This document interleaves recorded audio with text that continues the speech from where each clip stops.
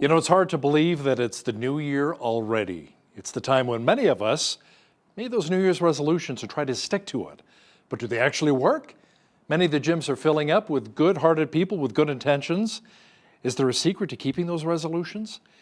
Joining us now to talk about New Year's resolutions is Dr. Daniel Zopoula, the lead pastor of the Miss City Church here in Lethbridge, and is also a Canadian certified counselor. Dr. Zopoula, welcome back to Bridge City News.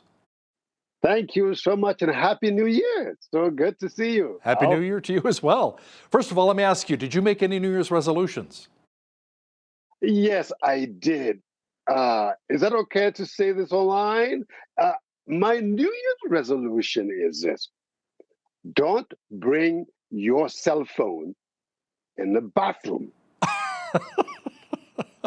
I don't have to ask why. That's okay. But okay, well, why did you decide to, I'm going to ask you anyway, why did you decide to make that a resolution? Well, for me, I think, have you been there? Just you have a company and suddenly you need to go to a bathroom. And then you go to the bathroom and then you take your phone with you and you're texting your friend and you forget the company there. So this year I said, if I'm going to go to a bathroom, I'm going to leave my phone outside. Well, that's a wonderful idea. I thought maybe it was because the fact that the phone might end up in the toilet accidentally. That's a whole other issue. So Dr. Zopoula, let me ask you, is it a good idea to make New Year's resolutions? Because a lot of us don't really stick to them. I know it seemed like, for me, New Year's resolution, I've made so many of them for close to 55 years old, and I've made New Year's resolutions every year, and I usually keep half of them. But I think it's still good on the surface to make some resolution to give ourselves a sense of purpose for the year that is ahead of us. I think even though we don't do them, it's still helpful to make them. You know, some people have the New Year's resolution of quitting smoking, maybe not eating as much junk food or fast food. And then other people say, you know what, I really should spend more time with my spouse or my kids. Yeah, that's right. And I was talking to somebody New Year Eve, and he said, you know, this year I'm going to stop drinking. And when I look at the brother, I had so much compassion on him. He was really struggling with drinking. And the fact that he made that recognition and that he took time to reflect upon it and to say, I want to stop, that desire itself, I think it's worth something for the body. You giving messages to your true self. You give a message to yourself, you're saying, that's my desire, I want to quit. Now, how we both know there is a difference between a goal and a desire. You see, a goal is something that only you can do. A desire will take more people, it take other people to accomplish. It's just, you know, I want to make my wife happy. Well, that's a lousy goal. It's a desire. And so when this brother just expressed that to me, I think that was a desire that he really expressed. And in time, if he takes himself seriously and get other people to journey with him, I think he's going to overcome the habit that is so unhealthy and unhelpful for him. So why do you think it is that so oftentimes many of us fall short of keeping those resolutions? Wow, let's think about it. What do you think? Why? You know, because like you said, maybe you have the desire, but you didn't actually set a goal in place. Like by such and such a date, by this exact date, I'm going to quit smoking. You know, and you kind of work your way up towards that instead of saying, well, eventually I like to quit smoking. And then it never actually happens. And yes, right. I agree. And I think sometimes people just make declarations. They just make just head declaration. They didn't. The decision doesn't really align with who they truly are. You know, that Thomas Kramer, he said this. He said, "What the heart loves, the will chooses, and the mind justify." You see, when you have made a decision that is out of your true heart, I think you have a greater chance to succeed. And a lot of people just make a decision because they are guilty. If you make a decision out of guilt, you're not going to actually fulfill it because guilt is driving you. You see, I believe it is in part it depends on where the desire and that desire to quit come from. Your heart or out of guilt? Is it because of pressure, external pressure? What is the pain high enough?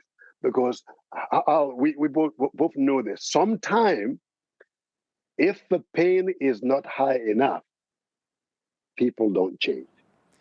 You know, we've seen some of the stats indicating that people are 10 times more likely to make improvements in their lives with their New Year's resolutions if they actually take time to write out some of their New Year's resolutions. What are your thoughts?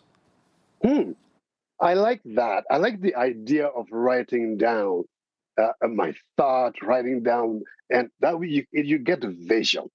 And I think that's helpful. And I see a lot of clients here in my own clinic, and one of the things that we do sometimes I tell them just take a piece of paper, just write in that paper what is in your heart. And by doing that, they really are able to verbalize and see exactly what is coming out of their heart. I think it's a good idea for most people. Do you think it also makes sense to have an accountability partner right along beside you as you're trying to keep these New Year's resolutions? I'm with you. Like this brother who just spoke to me on New Year Eve about his desire to quit drinking. Here's a case in which actually having an accountability partner helps. He may need professional help to overcome this habit. And you know what? Uh, there is no ministry that God have called us to that we have to do alone. And the scripture said, it is not good for man to be alone. And for many reasons and certain habits, it will take a brother, a sister, a spouse, somebody to journey with you to help you to hold your hand to get there. So I'm totally with that kind of notion that, yeah, we may need help. Now, speaking of hand-holding, Dr. Zopoula, what do you think of couples making resolutions together? Is that a good idea, or will it potentially lead to divorce court? That's a good one. Good question. You know, uh, on the 30th of this last year, no, December 30th, my wife and I, we went to a water tower. We ordered a beautiful meal. We had an incredible time together. And then we look each other in the eyes. We say, what's going to be the most important thing for us this coming year? And as we sat there and we thought, it occurred to us that if we put our energy and our prayer on doing one thing, and that one thing for us is that we want to be debt free. Well, I still have a mortgage. We want to be done just paying interest on our debt. And once we made that decision, there seemed to be a freedom. And part of us just gelled together. We said, this is a win for our relationship. It's a win for us individually and collectively. So I believe for a couple, it's quite important to just take time together, sit there, look at each other in the eyes and say, honey, what might be one thing that if we do it this year will make a profound difference in our life? Now, what happens if maybe the husband or wife falls off the wagon? Should a person maybe make a backup plan for when the original intention fails? That's a good question. That's why don't go in the wagon in the first place. I'm just kidding. I think this happened a lot. It is a point in when you make any desire or any goal together, there is a point of testing. You know, trouble will come. There will be the winds of the sea that will rise against us. And I think when it happened, one of us may feel like, oh, I'm weakening. I don't want to keep that promise. But that's why the Bible says that two is better than one, right? When one falls off, the other one is able to help them. So I think in coupleship, there is the best and healthiest place to actually fall together and rise up together, because even the righteous fall 7 times, but 7 times the Lord pick him up. So, any advice on self criticism when we don't meet or exceed expectations? I mean, God forgives us, but can we really forgive ourselves? That's a great question. Yeah, for me, I think God made us in a unique way. Some more and more, lots of research is indicating that uh, we are fractured. We are all are broken. They are part of us. There's, part of me want to do this, and part of me want to do that. And sometimes they are conflicting desire in it that is in that. And for us, and I think for everyone to make it really ahead, you need to learn to show self-compassion. Self-compassion is that I desire something, but part of me is lagging behind, like my trauma. I have some healing, and part of me is not healed. And because of that, there is always a kerfuffle. And it works better. People change really when they learn to manifest compassion toward themselves. Now, many of us have really good intentions when it comes to New Year's resolutions, Dr. Zopoula. But do we sometimes maybe set goals a little too high, which are simply unattainable? Hmm. Remember what I said earlier. Again, Brother Howell, is that a, a goal is something that only you can achieve. Like, so it is indeed possible for somebody to make a lousy goal. And I think what you're talking about is lousy goals. And that is to make something so big. I want to be the president of the United States. Chances are I won't become the president of the United States this year, right? But making measurable, smart goal, and that's something that only I can do. If I could say, I'm going to stop drinking coffee, and that is something I can do day in and day out. I'm going to struggle with it. I'm going to take that into my hand.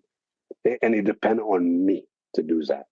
And I think the key is in not setting up lousy goals, but again, making smart goals. We talked about making resolutions together as a couple, as a husband and wife, boyfriend, girlfriend. But how about maybe a resolution with your children? It started with maybe not spending as much time on the Xbox or PS4, you know? Yeah, yeah. I have a couple of kids, and that's one of the area I'm still learning. How I know your kids are all grown, and you are having a good time.